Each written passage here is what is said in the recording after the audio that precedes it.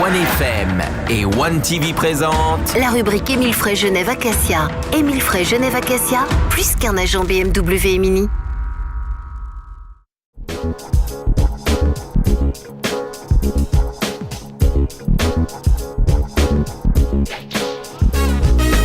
Pendant toute cette saison, on vous a souvent parlé voiture tous les jeudis soirs. Et bien aujourd'hui, c'est la dernière de la saison, donc on va vous donner tous les bons conseils avant de partir en vacances avec l'équipe d'Émile Frey, Genève, Acacia. Bonsoir Alexandre Farago, David Stutz et David Rodriguez. Bonsoir à tous. Déjà, merci de nous avoir donné tant de conseils pendant toute cette saison sur comment préparer son véhicule, comment bien le choisir, comment venir vous trouver pour avoir des conseils. Mais t'es pas encore revenu. Mais bon, on en parlera plus tard. C'est vrai. Ça n'a pas marché en fait. Bah là justement on aimerait des bons conseils pour partir en vacances tranquille, comment bien charger son véhicule aussi, ça c'est important. Carole a beaucoup de valises. Oui, alors qu'est-ce qu'on fait quand on a trop de valises ? En avion. On prend un box de toit. Le box de toit, Un box de toit. Alors là, je laisse David R nous en parler. Alors c'est vrai qu'il est important de déjà répartir la charge du véhicule de façon uniforme. Donc pas trop charger le coffre dans la mesure du possible pour éviter d'avoir un effet de levier sur le véhicule. Et puis pas hésiter surtout à mettre un box de toit. Et puis toujours pareil, dans le box de toit, il faut bien répartir la masse en fait des bagages pour pas avoir un déséquilibre du véhicule. Est-ce que le box de toit surconsomme ?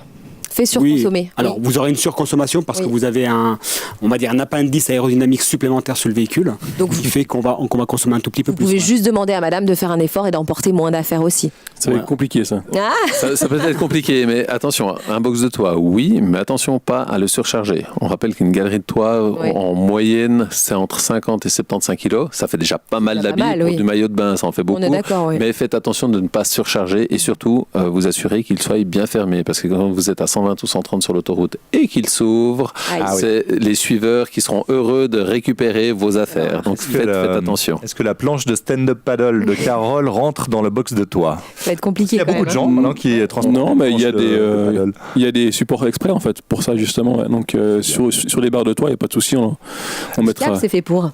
Exactement. Est-ce que vous avez une astuce aussi à donner pour bien charger un coffre ?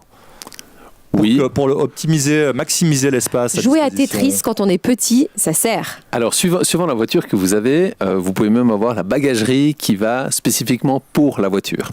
Mais alors, on va aussi rappeler une chose qui est importante. Donc, on voit bien souvent que les coffres sont remplis à ras-bord, etc. Ça vous bouche la lunette arrière, la vitre arrière. Donc, on déconseille de boucher la vitre arrière, tout simplement pour une question de sécurité, pour quand vous roulez, pour voir à l'arrière. Et puis, lorsque vous mettez des bagages entre vos deux enfants sur la banquette arrière, n'oubliez pas de l'amarrer. Bien souvent, dans la bagagerie, vous avez des sangles. N'hésitez pas à passer une ceinture de sécurité dans la sangle. On rappelle qu'en cas de freinage d'urgence ou en cas d'accident, le bagage, il aura tendance à vouloir traverser l'habitacle et à ressortir par le pare-brise. Donc, soyez très prudents pour ça. On vous souhaite un bon départ en vacances. Dans un instant, on parlera de ce qu'il peut se passer justement en cas de pépin, en cas d'accident. On parlera rapatriement, appel, également les appels à passer lorsqu'on a un petit pépin. Restez avec nous, c'est dans la suite de la rubrique Émile Frey Genève Acacia.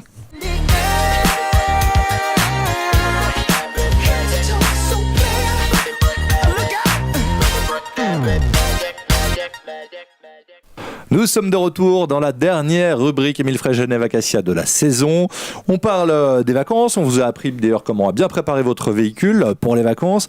Si malheureusement il nous arrive un pépin, un accident, une tuile, une panne aussi, qu'est-ce qu'on fait quand on est à l'étranger déjà ? Est-ce qu'on passe un coup de fil ? Oui, alors lorsque vous avez un accident à l'étranger, pas de panique. Bien souvent, vous avez le constructeur, que c'est quasiment toute marque confondue, le constructeur pendant les années de garantie vous assure un rapatriement. Vous avez votre assurance, si vous avez la casque complète, qui va vous assurer probablement un rapatriement suivant comment est-ce que vous êtes assuré. Et avec encore un peu de chance, vous avez fait un livret ETI, respectivement le TCS, qui va encore vous assurer le rapatriement.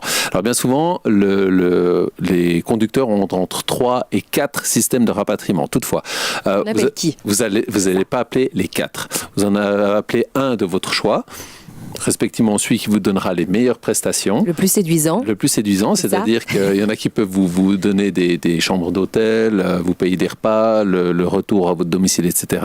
Mais ne commencez pas à appeler 3 services en même temps. Bien souvent, ils ont des call centers qui sont uniques, c'est-à-dire qui sont centralisés, et puis ensuite, après, c'est toujours un petit peu la guerre entre eux de savoir qui va payer quoi à quel moment.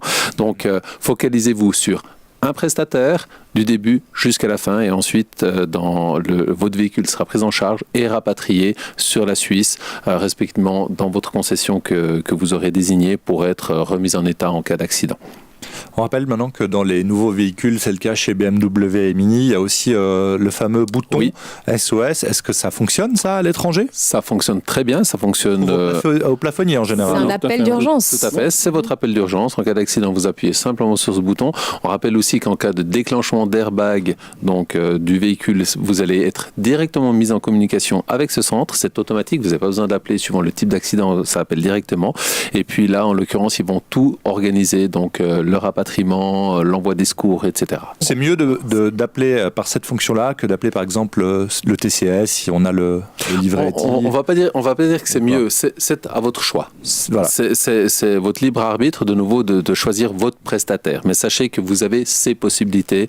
On rappelle aussi que l'appel d'urgence, c'est quelque chose qui va se généraliser en 2019. Tous les constructeurs vont le mettre dans les véhicules. Je rappelle juste encore une chose, lorsque vous avez une panne ou un accident sur l'autoroute, donc vous évacuez le véhicule le plus vite possible, vous vous mettez en sécurité. Et lorsque vous appelez les secours, bien souvent, les gens de l'autoroute se plaignent que les prestataires, donc autoroutiers, disent « Oui, on reçoit un appel d'urgence, mais on ne signale pas dans quelle direction est le véhicule. » N'oubliez pas de dire sur quelle voie vous vous trouvez, dans quelle direction, parce que ça ne sert à rien que la dépanneuse arrive sur la voie opposée. Et on l'a dit la semaine dernière, les matériels de sécurité, d'ailleurs David est spécialiste de ça, 2 triangles en Espagne. Le nombre de gilets par passager en France. Oui. D'accord, la boîte d'ampoule, souvent qui est encore obligatoire dans certains pays, la trousse de secours en Allemagne. Et puis tu pourrais nous parler un peu de la Hollande pas encore été. C'est dans tous les pays. Hein.